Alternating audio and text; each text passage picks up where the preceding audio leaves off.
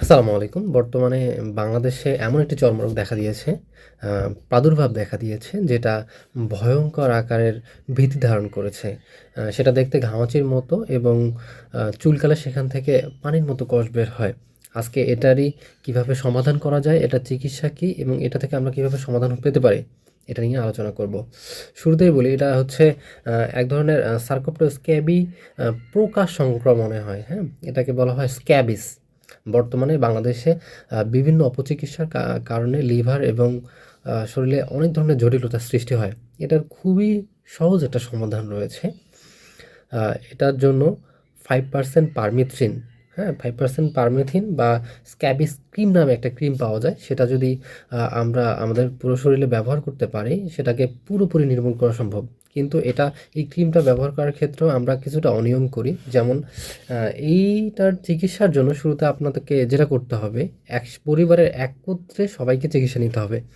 আর শুরুতেই যার শরীরে এটার প্রাদুর্ভাব দেখা দিবে, তার বিছানাপত্র, চাদর সবকিছু আলাদা করে দিতে হবে এবং সেটাকে গরম পানি দিয়ে ভালোভাবে মানে শুকায়ে আয়রন করে ব্যবহার করতে হবে। এটা থেকে তাহলে মুক্তি পাওয়া যাবে। এছাড়াও আ গর্ভবতী মায়ের ক্ষেত্রে শুধু এই ক্রিমটা ব্যবহার করা যাবে না। তার জন্য টেট্রাসল সলিউশন ব্যবহার করা যেতে পারে। টেট্রাসল সলিউশনটা কি করবেন? ১ চামচ টেট্রাসল সলিউশন নিয়ে সেটাতে ১ চামচ পানি বা অলিভ অয়েল বা নারকেল তেল ব্যবহার করতে পারেন। সেখানে কি করতে হবে? আপনার গলা থেকে পুরো শরীরে মেখে, অর্থাৎ মাখার পরও এটাকে ১২ ঘন্টা শরীরের মধ্যে রাখতে হবে। পরিবারের সকল যদি একসাথে চিকিৎসা না নেন, এটা থেকে মুক্তি পাওয়া কখনোই সম্ভব না। এটা এক ধরনের সার্কোপ্টেস্ক্যাপি প্রকাশ সংক্রমণে হয়, যেটা আমাদের শরীরে ডিম দেয়, হ্যাঁ? যেখানে আ ঘামাচির মতো দেখা দিচ্ছে, সেখানে এই প্রকারটা আসলে থাকে এবং সেটা দিনে ৩-৪ টা ডিম দেয়। এবং সেটা মানে নতুন বাচ্চা তৈরি হতে ৩-৪ দিনের মতো সময় লাগে। যখন আমরা এক জায়গায় চুলকাচ্ছি, সেটা আমাদের আঙ্গুলের চিপার মধ্যে পোকা এবং এটা ডিম এক জায়গা থেকে অন্য জায়গায় সরে যাচ্ছে এবং বিশাল সমস্যার সৃষ্টি হচ্ছে।